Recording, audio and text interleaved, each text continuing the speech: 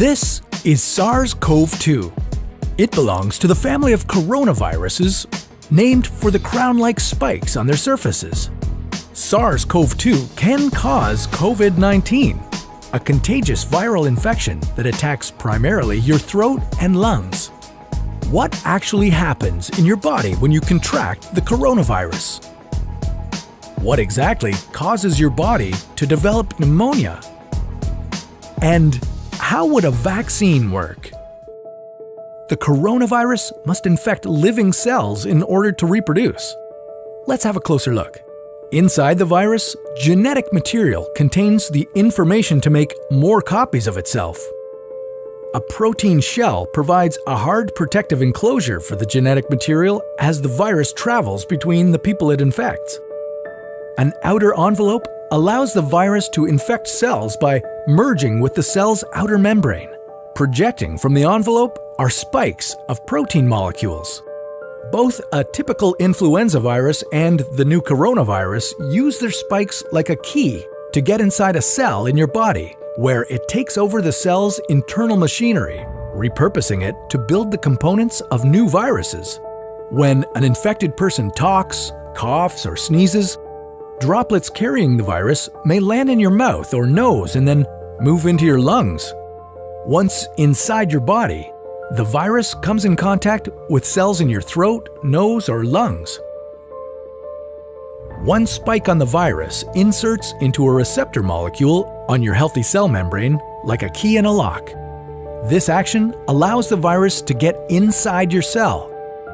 A typical flu virus would travel inside a sac made from your cell membrane to your cell's nucleus that houses all its genetic material.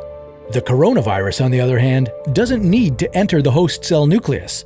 It can directly access parts of the host cell called ribosomes. Ribosomes use genetic information from the virus to make viral proteins, such as the spikes on the virus's surface. A packaging structure in your cell then carries the spikes in vesicles which merge with your cell's outer layer, the cell membrane. All the parts needed to create a new virus gather just beneath your cell's membrane. Then, a new virus begins to bud off from the cell's membrane. Now, with the virus spreading in your body, how can you develop pneumonia symptoms? For this, we'll have to look into your lungs. Each lung has separate sections called lobes. Normally, as you breathe, air moves freely through your trachea or windpipe, then through large tubes called bronchi, through smaller tubes called bronchioles, and finally into tiny sacs called alveoli. Your airways and alveoli are flexible and springy. When you breathe in, each air sac inflates like a small balloon. And when you exhale, the sacs deflate. Small blood vessels called capillaries surround your alveoli. Oxygen from the air you breathe passes into your capillaries, and then carbon dioxide from your body passes out of your capillaries into your alveoli so that your lungs can get rid of it when you exhale. Your airways catch most germs in the mucus that lines your trachea, bronchi, and bronchioles.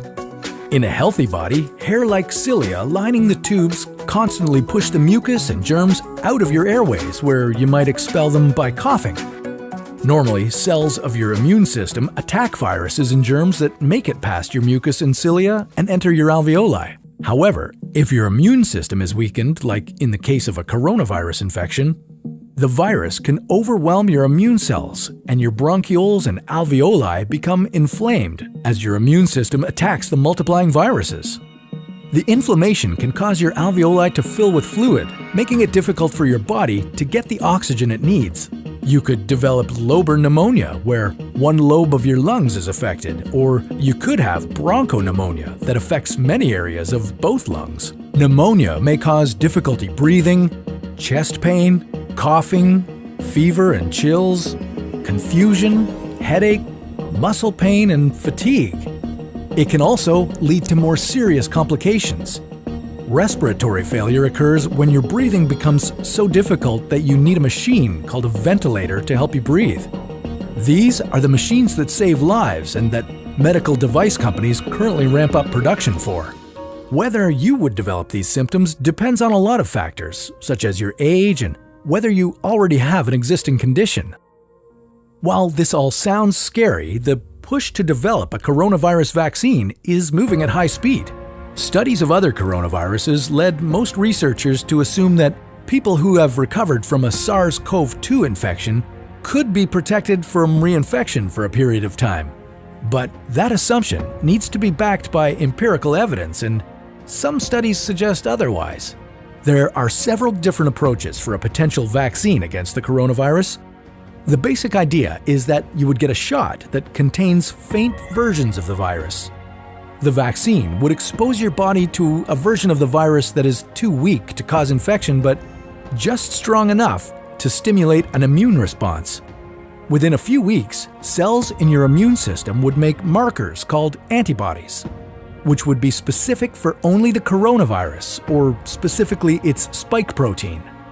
Antibodies then attach to the virus and prevent it from attaching to your cells. Your immune system then responds to signals from the antibodies by consuming and destroying the clumps of viruses. If you then catch the real virus at a later stage, your body would recognize it and destroy it. In other words, your immune system is now primed.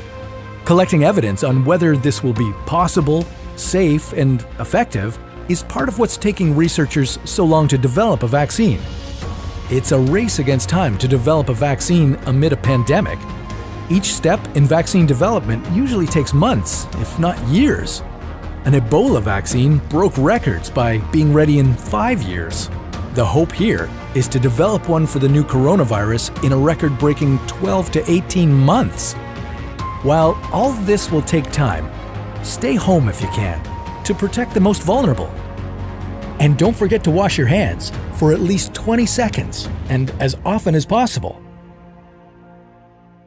This video was a collaboration between Nucleus Medical Media and the What If channel, where we usually dive into hypothetical scenarios about the human body, humanity, our planet, and the cosmos. Check out our channel by visiting the link in the description below.